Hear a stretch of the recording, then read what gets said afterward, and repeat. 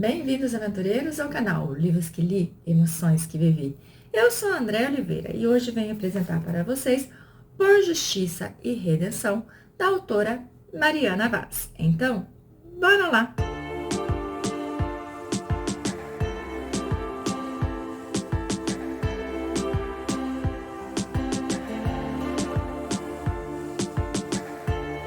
Cheguei, aventureiras, com mais dicas de leitura aqui nesse canal. Então, venho apresentar para vocês 559 páginas de uma história regada a muitas risadas, a muito jogo de sedução e também mistérios que você vai adorar desvendá-los.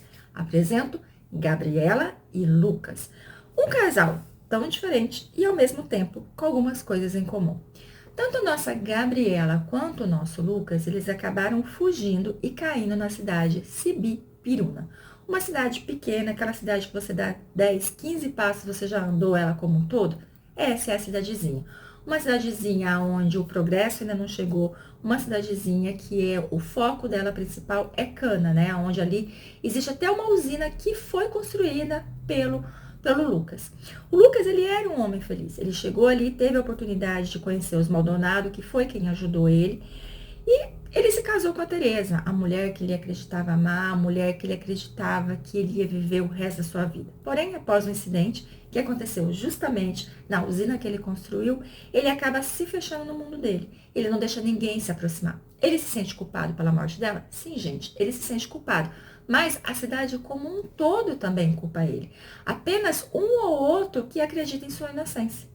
Fazendo com que ele fique mais amargurado ainda. Fazendo com que ele acredite que ele não pode ter uma vida fora daquela amargura? Eita!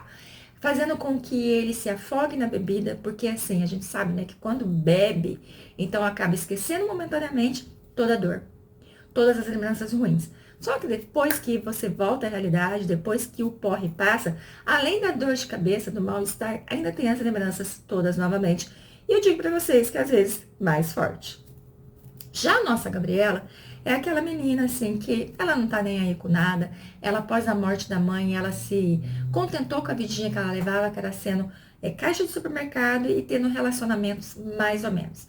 Chegando ali naquela cidade onde ela foi acolhida pelos seus padrinhos, então ela se depara com aquele homem com ar de misterioso, com aquele homem que tem um corpo maravilhoso, aquele homem que faz com que ela queira conhecê-lo mais intimamente. Por mais que digam a ela, fique longe dele, ele não é uma pessoa de confiança, ela não escuta.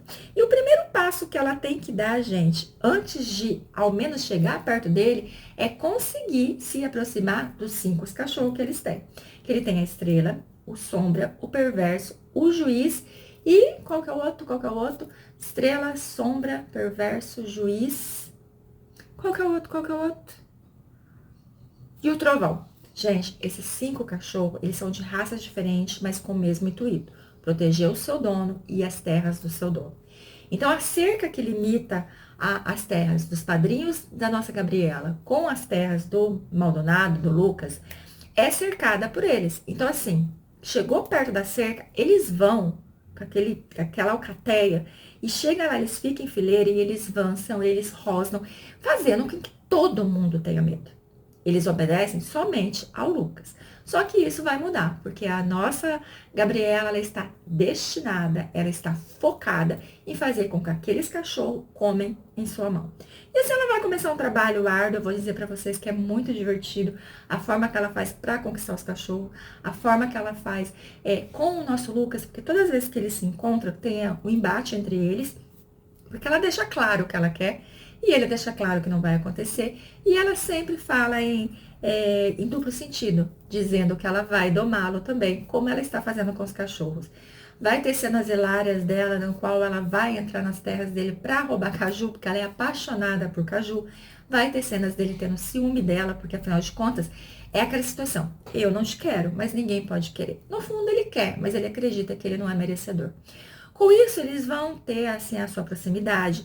Vai ter a questão que a cidade está sendo invadida por pessoas desconhecidas, pessoas essas que estão assustando todo mundo. E por mais que tá todo mundo afinco ali em tentar descobrir quem são essas pessoas, tentar buscar e prender essas pessoas, o nosso Lucas, ele tá um pouco afastado, porque ele diz que aquilo lá não é problema dele, que as terras dele estão bem seguras, que ele está seguro, então o resto não importa.